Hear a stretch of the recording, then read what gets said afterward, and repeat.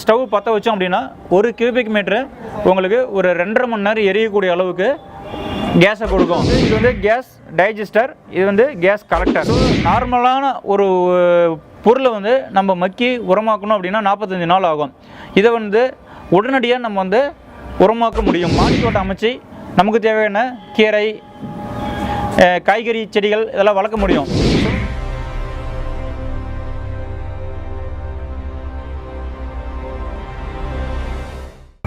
மக்கள் ஊடக மைய பயனாளர்களுக்கு வணக்கம்.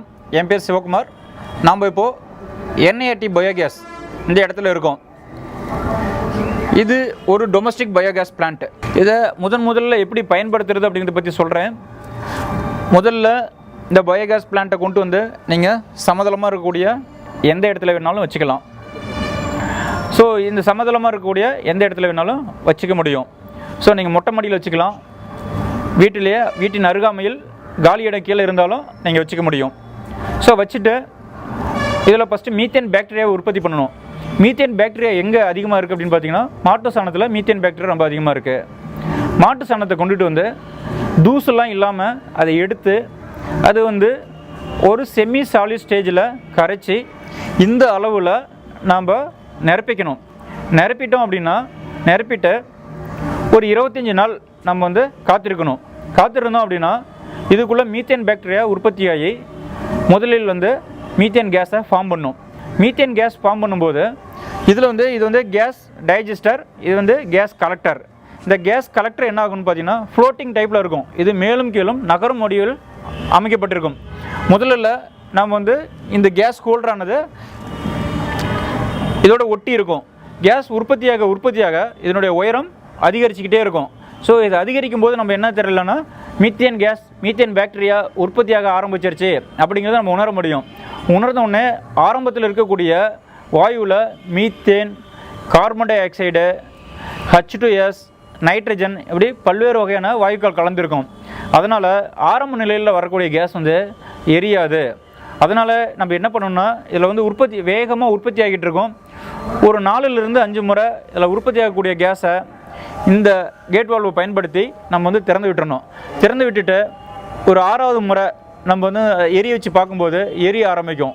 ஸோ அப்போ வந்து இந்த பிளான்ட் வந்து பயன்பாட்டுக்கு வந்துருச்சு அப்படின்னு நினச்சிக்கணும். ஸோ இது வந்து ஒரு முறை தான் லைஃப்பில், ஒரே ஒரு முறை தான் இந்த ப்ராசஸ். ஒன்ஸ் இது ரெடி ஆகிருச்சு அப்படின்னா அதுக்கு பிற்பாடு நமக்கு கிடைக்கக்கூடிய வேஸ்ட் வந்து இன்லெட் வழியாக ஃபீட் பண்ண ஆரம்பிக்கலாம். உள்ளே நீங்கள் போட்டிங்க அப்படின்னா ஏற்கனவே வந்து இருக்கக்கூடிய பாக்டீரியா என்ன ஆகும்னா அது வந்து மீத்தேன் கேஸை கன்வெர்ட் பண்ணிடும். மீத்தேன் கேஸாக கன்வெர்ட் பண்ணிடுச்சு அப்படின்னா ஸோ அந்த ட்ரம்முடைய உயரம் வந்து அதிகரித்தா நமக்கு கேஸ் வந்துடும். ஸோ கேஸ் வந்தோடனே இது மூலிமா கனெக்ட் பண்ணிருக்கக்கூடிய டியூப் எடுத்துகிட்டு வந்து இந்த அடுப்பில் நம்ம கனெக்ட் பண்ணிக்கலாம். இந்த பயோகேஸ் ஸ்டவ் ஆனது LPG ஸ்டவ்லேருந்து சிறிதளவு மாறுபட்டிருக்கும். ஸோ இந்த பர்னர் வந்து ஹோல்ஸ் வந்து கொஞ்சம் பெருசாக இருக்கும். அதுக்கும் இதுக்கும் உள்ள வித்தியாசம் என்னென்னு பார்த்தீங்கன்னா, இந்த ஹோல்ஸ் வந்து LPG கேஸில் உங்களுக்கு சின்னதாக இருக்கும், இந்த பயோகேஸில் ஹோல்ஸ் வந்து பெருசாக இருக்கும். LPG ஸ்டவ் எரியும் போது ஆக்சிஜன் கலந்து எரியும்.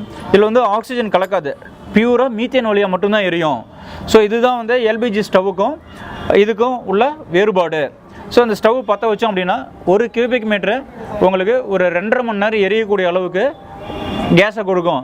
ஸோ இது 6 பேர் இருக்கக்கூடிய ஃபேமிலிக்கு காலை மாலை இருவேளையும் சமைச்சிக்கிறதுக்கு போதுமானதாக இருக்கும். இது மூலிமா ஒருவேளை நமக்கு வந்து அந்தளவுக்கு வேஸ்ட் கிடைக்கல அப்படின்னா நம்ம அருகாமையில் இருக்கக்கூடிய வீட்டில் ஒரு 2 பக்கெட் வச்சுட்டா அவங்களுடைய வேஸ்ட்டையும் கலெக்ட் பண்ணி கொண்டு வந்து இதில் கொட்டிட்டா நம்ம கேஸை வந்து உற்பத்தி பண்ணிக்கிறோம். கேஸ் உற்பத்தியான பின்னாடி வரக்கூடிய கழிவானது இது வழியாக இயற்கை உரமாக வெளியில் வந்துடும். ஸோ இந்த இயற்கை உரமானது என்ரிச்டு மேம்படுத்தப்பட்ட உரம். ஸோ நார்மலான ஒரு பொருளை வந்து நம்ம மக்கி உரமாக்கணும் அப்படின்னா 45 நாள் ஆகும். இதை வந்து உடனடியாக நம்ம வந்து உரமாக்க முடியும். ஸோ அந்த உரத்தை எடுத்து நம்ம என்ன பண்ணலாம், அது வேஸ்ட் பண்ண தேவையில்லை. அது வந்து விலை மதிக்க முடியாத ஒரு பொருள். ஸோ நம்ம மாடியில் நமக்கு தேவையான ஒரு 20 பாக்கெட்டில் வந்து நம்ம வந்து மாடி தோட்டம் அமைச்சு நமக்கு தேவையான கீரை, காய்கறி செடிகள் இதெல்லாம் வளர்க்க முடியும். ஸோ இந்த உரத்தை கொடுக்கறது மூலிமா அதில் கெமிக்கல் இல்லாமல் ஒரு நல்ல காய்கறியை உற்பத்தி பண்ணி ஆரோக்கியமாக வாழ முடியும். கிச்சன்லேருந்து வரக்கூடிய வேஸ்ட் எடுத்து திரும்பவும் நமக்கு கிச்சனுக்கு தேவையான வாயுவையும் சமையல் எரிவாயுவையும் கிச்சனுக்கு தேவையான காய்கறியும் உற்பத்தி பண்ணிக்க முடியும்.